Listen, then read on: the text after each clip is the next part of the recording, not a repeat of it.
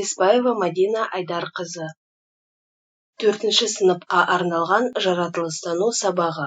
Тақырып: көлеңкені өзгертуге бола ма? Оқу мақсаты. Сәлеметсіңдер ме оқушылар? Қазір бізде жаратылыстану сабағы. Сабағымызды керемет көңіл күймен бастайық. Ол үшін сендердің бүгінгі көңіл күйлерің неге ұқсайтынын айтамыз. Мысалға, мен бастаймын. Менің көңілім жарқыраған күнге ұқсайды.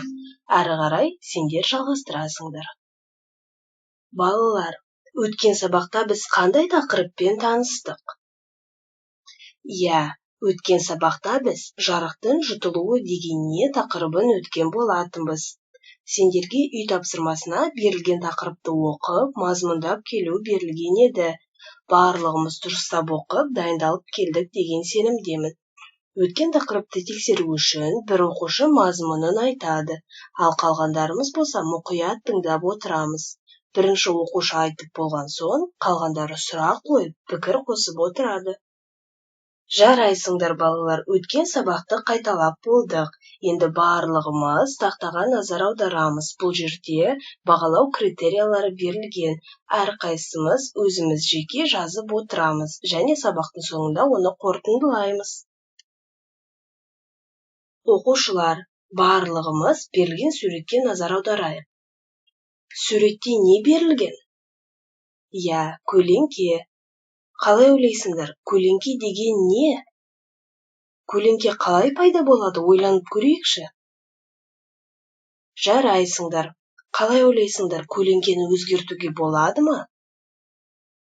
Бұл сұрақтың жауабын білу үшін бүгінгі жаңа тақырыбымызбен танысайық. Біздің жаңа тақырып көлеңкені өзгертуге бола ма? Бұл сабақта сендер көлеңкенің өлшемі неге байланысты болатынын түсінесіңдер. Жарайсыңдар оқушылар, енді барлығымыз мені мұқият тыңдаймыз. Негеш пен Эврика көлеңке театрында қойылым көріп отыр. Көлеңкесі бойынша кейіпкерлерді танай аласыңдар ма? Ертегінің атын табыңдар. Қоянның көлеңкесі неліктен қасқырдың көлеңкесінен үлкен көрінеді? Театр әртістері көлеңке өлшемдерін қалай өзгертеді? Өз болжамдарыңмен бөлісіңдер. Жарайсыңдар, өте керемет. Енді бағалау критерияларына қарап жазып аламыз. Қалай ойлайсыңдар, көлеңкенің өлшемі неге байланысты? Оны білу үшін топпен бірге зерттеу жұмысын жүргізейік. Зерттеу жұмысына қажет заттар: үстел шамы, қатты қағаз, сызғыш немесе метрлік өлшеуіш таспа. Мына суретке назар аударамыз. Жарайсыңдар балалар. Зерттеу жұмысын жүргізіп болдық, енді барлығымыз өзіміздің ұпайымызды жазып отырамыз. Ал енді жаңа мәліметпен танысу үшін мені мұқият тыңдаймыз. Жарық сәулесі денеге келіп түскенде, дене оның жолына кедергі болады. Кедергі, яғни дене үлкен болса, оның көлеңкесі де үлкен болады. Ал кіші дене жарық сәулесінің жолына аз кедергі жасайды. Сондықтан оның көлеңкесі кіші болады. Дегенмен, біз кіші дененің көлеңкесін үлкейтіп, үлкен дененің көлеңкесін кішірейте аламыз. Көлеңкенің өлшеміне дене мен жарық көзінің арасындағы арақашықтық та әсер етеді. Олардың арақашықтығын ұзарта немесе қысқарта отырып, көлеңкенің өлшемін өзгерте аламыз. Қазір бұл тәсілді көлеңке театрларында көп пайдаланады. Жарайсыңдар балалар, барлығымыз есімізге сақтап алдық. Ал енді мұқият ойланып көріңдерші, қалай ойлайсыңдар, от жалыны неліктен көлеңке түсірмейді? Жарайсыңдар, әрқайсымыз өзіміздің ойымызбен бөлістік. Ал енді зер салып мені тыңдаймыз. Көлеңке мөлдір емес затқа жарық сәулесі түскенде пайда болатын қараңғы дақ. Көлеңкенің үлкен не кіші болуы дененің өлшеміне және оның жарық көзімен арақашықтығына байланысты болады.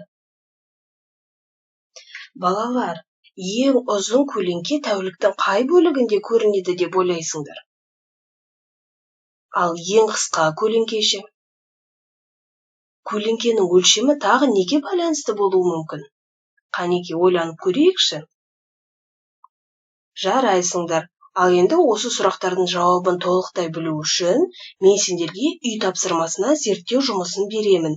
Сендер бірнеше күндер аралығында зерттеуді жүргізесіңдер. Балалар, сендер білесіңдер ме? Ертеде уақытты күн сағатпен анықтаған. Күн сәулесі күн сағаттың ортасындағы тік орналасқан білікке келіп түскенде, оның көлеңкесі сағат бетіндегі санды көрсетеді. Міне, мына суретке мұқият қараймыз. Жарайсыңдар балалар, өте керемет. Сендер бүгінгі сабақта не түсіндіңдер? Естеріңе түсіріп, ең негізгісін анықтап, ол туралы 1 минут уақыттың ішінде қағазға жазып, маған тапсырамыз. Жарайсыңдар балалар, өте керемет. Енді үйге тапсырманы жазып алайық. Үйге тапсырма, көлеңкені өзгертуге бола ма тақырыбын оқып, мазмұндап келу. Және де айтып кеткенде үйге зерттеу жұмысын беремін. Сендер үйде 2 зерттеу жұмысын жүргізесіңдер. Біріншісі, қандай да бір дененің көлеңкесін тәуліктің әр бөлігінде бақылаңдар. Ұзындығын өлшеп, өзара салыстырыңдар. Және екінші зерттеу жұмысы, қандай да бір дененің көлеңкесін тәуліктің бір мезгілінде, бірақ әр түрлі күндері өлшеп салыстырыңдар. Тамаша балалар. Енді сабағымызды қорытындылау үшін білім қоржыны әдісін қолданайық. Бізге 3 қоржын берілген. Бірінші қоржын. Сабақ өте жақсы түсіндім. Мен үшін қызықты болды. Екінші қоржын. Мен сабақты жақсы түсіндім. Үшінші қоржын. Тақырып бойынша әлі де ізденуім керек. Әрқайсымыз 3 қоржынның біреуін таңдап белгілейміз. Ал енді бүгінгі сабағымызды қорытындылау үшін кім бүгін неше ұпай алғанын есептейік. Кім бүгін жоғары ұпай алды? Жарайсыңдар, өте керемет. Сендер бүгінгі сабаққа белсене қатыстыңдар. Ал кім орташа ұпай алды? Келесі сабақта одан да жақсы сабаққа қатысып, жоғары ұпай алуға тырысамыз. Ал кім бүгін төмен ұпай алды? Сабаққа сендер белсене қатысқан жоқсыңдар. Келесі сабақта одан да жақсы қатысып, жоғары ұпай алуға тырысамыз. Жарайсыңдар балалар, бүгінгі сабақ қызықты өтті. Сендер де сабаққа белсене қатыстыңдар. Сабақ аяқталды.